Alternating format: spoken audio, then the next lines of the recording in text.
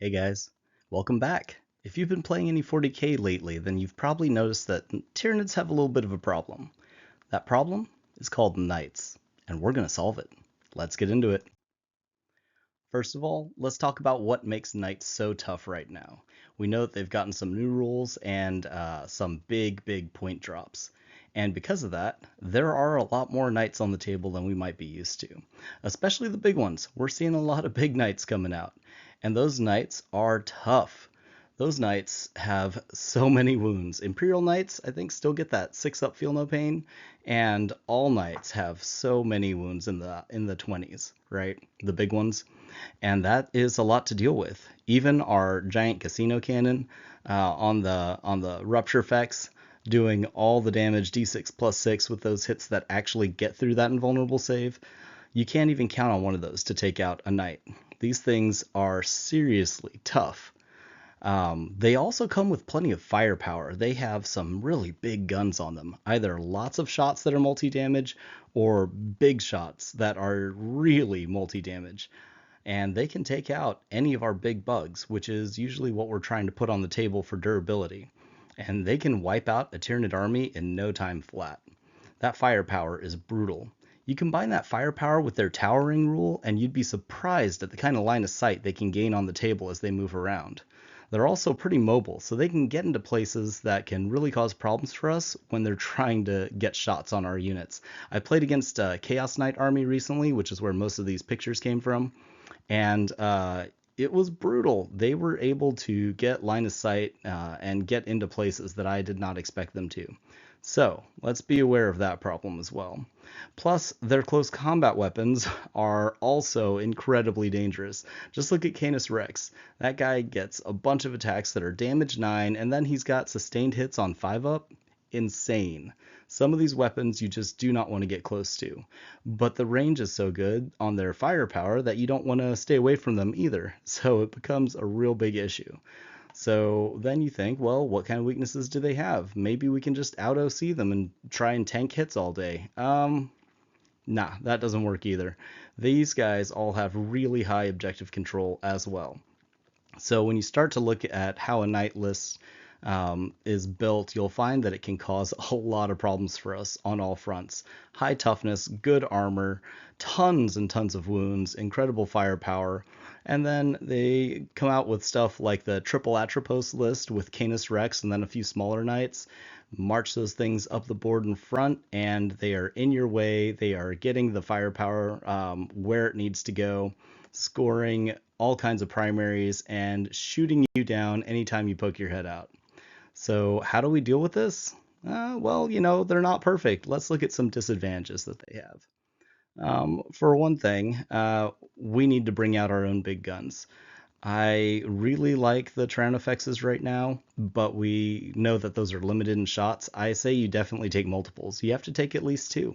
I think if you don't take 2, then you're going to have a problem with knights, assuming that trading firepower is what you're wanting to do with them. There are other ways. We might get into that a little bit, but there might be some other things we can do. But if you're just trying to take out a knight, you need some Tyranofexes. I was toying around with some other thoughts like, oh, what about Harridans? What if we go with a couple of Harridans and in what was the detachment? The Vanguard Onslaught, where you can just bring in a flying unit or any Tyranid unit on turn 1 with that strat. But even a Harridan with its +1 to wound and that big gun is only going to average about 15 wounds on one of these guys. And keep in mind, a Harridan is about 610 points or something like that.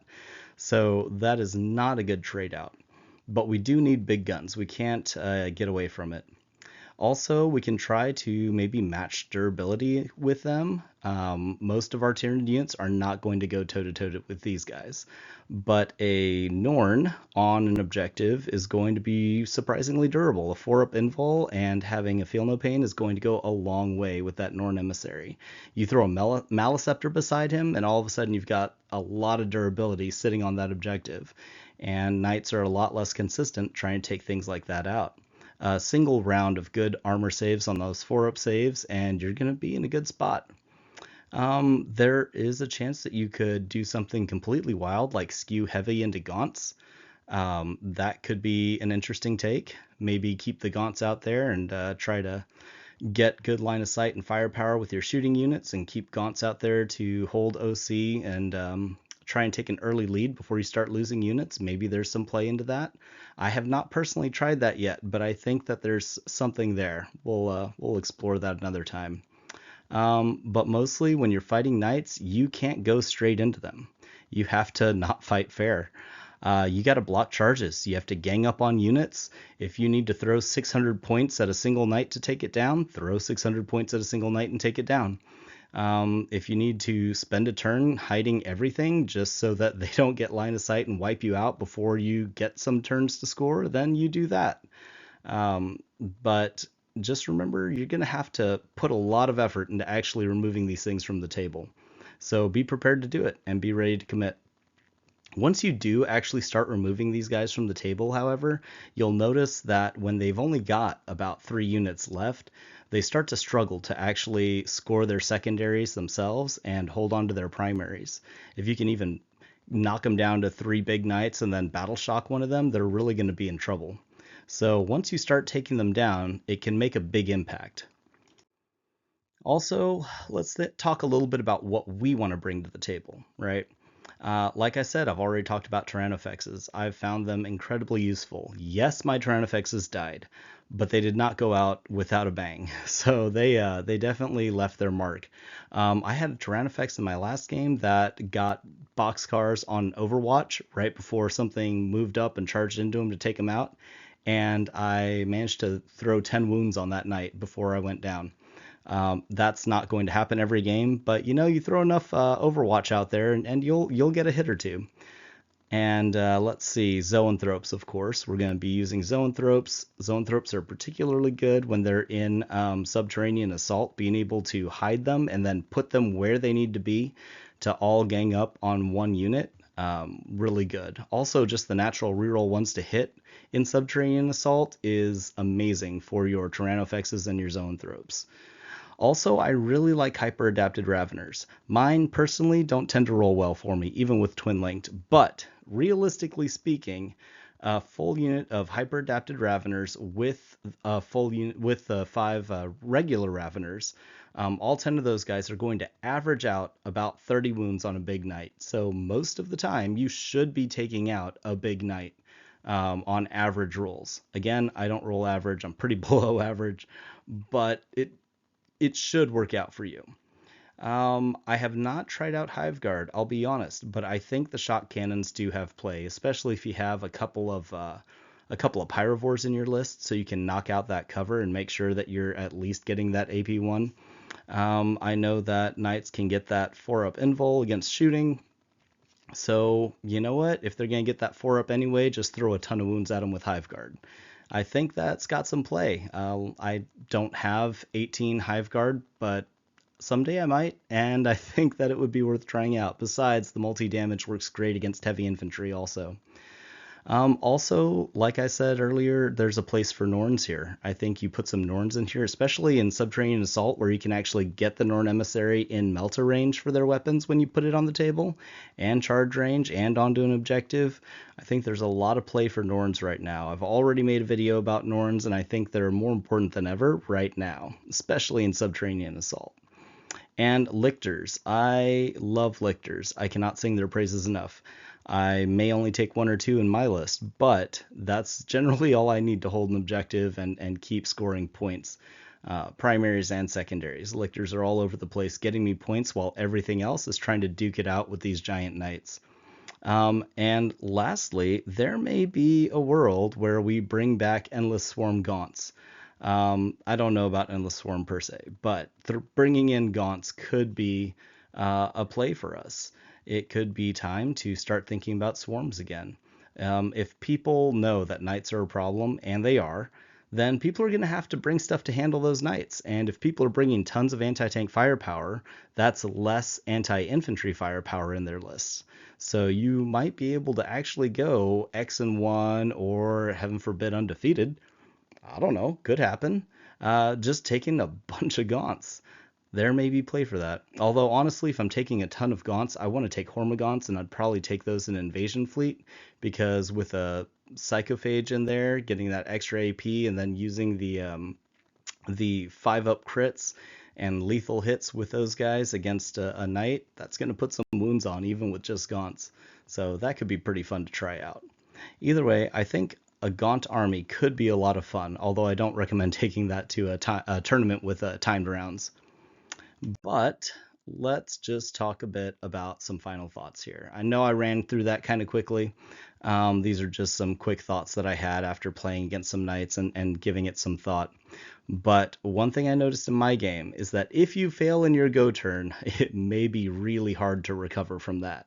So you need to have a backup plan. Have some low knobs, get those lictors in there, have some gaunts ready to go. Because if you can still have ways to score or deny your opponent from scoring, then you'll be in a really good place. I was able to use Biovores pretty effectively, dropping Spore Mines out to keep my opponent from advancing where they wanted to be, which prevented them from getting certain lines of sight turn one and nuking even more of my army than they were able to. And that goes into my next thought, which is that knights hit hard, but they have limited units. So if you can cause problems for a couple of units, you might be able to buy yourself an extra turn. I was able to prevent some of their units from getting good shots on my army simply because I placed a Spore Mine in turn one right where they wanted to move an Atropos. And they were not able to get there, so they couldn't get it on the objective they wanted without advancing, and they couldn't advance because of the Spore Mine. So then, without being able to advance, they couldn't get to where they wanted to be, both for the objective and to get line of sight on my units, meaning that one unit ended up going behind a piece of terrain entirely, not even going anywhere near where it wanted to be, and it was out of position for the first turn. I bought myself an entire turn of no shooting from that unit simply by putting a Spore Mine in the right place. So think about ways that you can cause problems for certain units. If you have things that can battle shock a model that wants to use a strat to get rerolls to hit or something like that, do it. Amazing. If you can limit their movement in some way or simply block a movement or charge lane somehow, put a model, sure they can move through models, but if you put a model right where they want to land, they still can't stand on top of it. So keep that in mind. Be very careful about movement and placement because you can really cause problems for them that way as well. And hide from towering units. That is a gentle reminder from someone who did not do that and lost 5 out of 6 zoanthropes on my opponent's first turn. I thought that I was pretty well hidden, but I had one zoanthrope just in line of sight where if they were moving into a terrain piece, they were able to see through it. And I'll tell you what, those zoanthropes do not handle mass multi-damage firepower very well at all. I was lucky just to get one alive still, and it did not do much the rest of the game. So keep that in mind. Also, if you can't hide it on deployment, put it in reserve. Again, most of this was learned the hard way by me, and I should have known this anyway, but I thought that in most games, people have to maneuver quite a bit to get into good line of sight for their army, and there has to be quite a bit of positioning after that or in that first turn. I didn't realize all the positioning they would be able to get with that army. I think both Chaos Knights and Imperial Knights have ways to go uppy downy, or at least deep strike with something. And so they can get a really good shooting knight into a really prime position pretty quickly and easily. So that's something to keep in mind. But yeah, if you can't hide it on deployment really well, then I say just put it in reserve and wait for a go turn to bring everything out at once. Also, I tried out tactical missions. I tried just drawing from the deck, thinking that, hey, you know what? I have a lot more units than my opponent does. Maybe I can just outplay them on secondaries. I thought that Assassination and Bring It Down are kind of the go-to, but I thought, maybe I'll just try something else. Don't do that. That did not work out well for me. Had the game played out the exact same, but I just changed my secondaries, I would have scored 20 more points on secondaries. I think Assassination and Bring It Down are definitely the way to go with that. That being said, I think there's also play for taking things like Cleanse or Engage on All Fronts. especially if you build a little bit different of a list and go with something that's more Gaunt heavy. Like I said, I haven't tried it yet, but I'd love to run a ton of Gaunts, Termagants, Hormagaunts, a couple of Venom Thropes in there, and a few Lictors, and just sit those Lictors on those objectives, keep the Gaunts in the way, pop out a Spore Mine or two to prevent advances, even for those knights that get the Advance and Charge enhancements, and just be a general nuisance. And as long as you control those objectives, it doesn't matter how many gaunts you lose. If you control those objectives most of the game and you're constantly scoring something like engage on all fronts and cleanse all day long, you're going to score the points. And it doesn't matter how tough those knights are or how few you kill. There's a way to win there. Maybe a more boring way to win, but hey, if it works, it works. I will try that, and I will definitely let you know. I think that will be a fun one. I will have to paint a few more gaunts if I'm going to make a bat rep out of that one, though. But definitely consider the fixed secondaries. If you have the firepower and you also have the combat to take down the knights, then I say go for assassination and bring it down. And if you're playing Subterranean Assault, I think that's the way to go. But I definitely think that there's some play for maybe even bringing back Endless Swarm here, or taking Invasion Fleet and throwing Cleanse and Engage on all fronts as your fixed secondaries, and just playing the mission. Um, those are my thoughts on that. I don't know. What do you guys think? These are just some quick thoughts that were running through my mind that I just felt like I had to make a quick video about. But I want to know what you think. What's your experience been? How have you played against knights? How do you take down Canis Rex when you blow his vehicle up and he's hiding back behind a little building or something, or more big knights? What do you do? What's worked for you? I'd love to know. I haven't had the experience that I want to have into them, but I think that these are the solutions that we can work towards. Let me know what's worked for you. I have picked the brains of some other high-level Tyranid players on this, and this is about where we've come. The Gaunts could be the thing to do next. I don't know. But I believe that my army that I'm going to be taking to Lone Star Open is going to be able to handle the knights in firepower and combat. Well, combined anyway. But we'll see what happens. I will definitely report back after that tournament and let you know how it goes.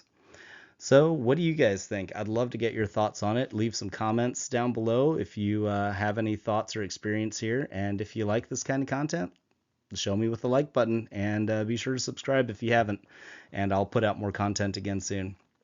Thanks, guys. Appreciate it.